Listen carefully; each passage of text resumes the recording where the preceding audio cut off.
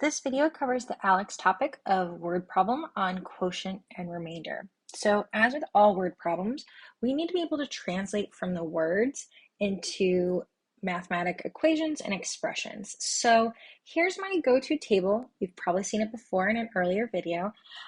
Feel free to pause and read it all, but what these are words that we'll use in word problems instead of equals, blatantly telling you to add, blatantly telling you to subtract, multiply, or divide, right? We have other words in math that we'll use. So for equals, we have gives, yields, is the same as, is, was, will be. For addition, I could say plus, sum. That's kind of the sticking point for a lot of folks, is when I ask you to add two numbers, I'm asking you to find the sum. We could have more than, we could have increased by. When it comes to subtraction, I've got minus, difference. Again, that's the one that most people tend to forget. What's the difference of 5 and 3? Well, the difference is 2, right? I had to subtract them. They're 2 apart on the number line. Multiple ways to approach these kind of problems. I could also have decreased by. When it comes to multiplication, I could have times. Typically, the one that's a sticking point for people is the word product, right? I'm asking you to find the product of two numbers, means I'm asking you to multiply them. We could say twice, that means multiplying by 2.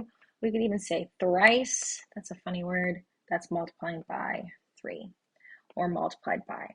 When it comes to division, I could just ask you to divide. I could ask you to find the ratio, but the one word that tends to be a sticking point is quotient. When I divide two numbers, I'm asking you to find the quotient. So let's talk about some steps to solving word problems. We may not need to use all of these, right, steps, but it's a good place to get started. So first is read the problem carefully. What information is missing? What are we trying to find? What have they given us, right? If we're trying to find something, you could assign a variable if needed to represent that unknown value. Make sure that's a variable that makes sense for you. If you're studying cats and dogs, use like C and D, right? Like make sure the variables make sense for you. Step 3 is sketch it out. I'm not a great artist, but like making a visualization can prove to be really, really helpful when approaching these types of problems. Next, you're going to write your equation with your variables, or if you have them, right? Or you're going to have to set up some sort of expression, right? This is a math class. Then you're going to need to solve your equation and state the answer. My answer would be, does it seem reasonable, right?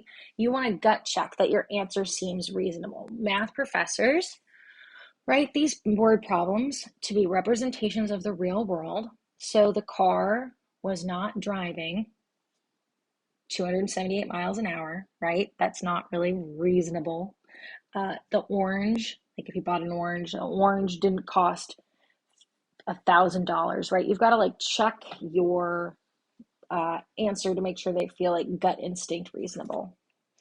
And next, always make sure you check your answer. That's really important, especially on exams or quizzes. So let's work through a couple of examples. So Linda wants to play a game where each player gets 5 cards. She has a total of 24 cards.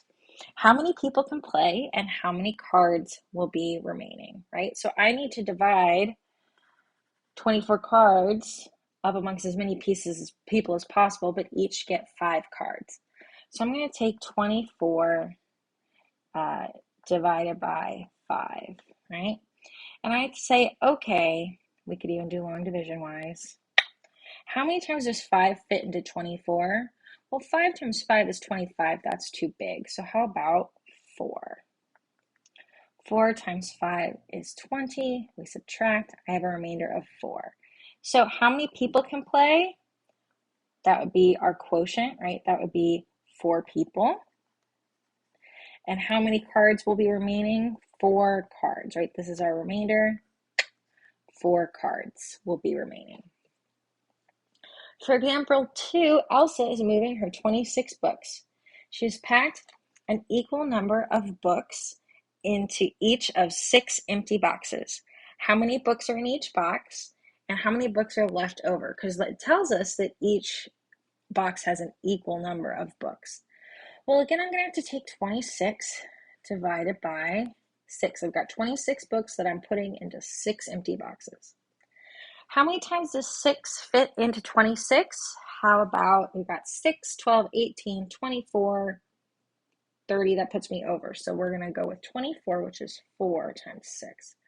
4 times 6 is 24. I subtract, so I've got a remainder of 2. So how many books are in each box? That's our quotient. 4 books are in each box. And how many books are left over? That would be 2 books.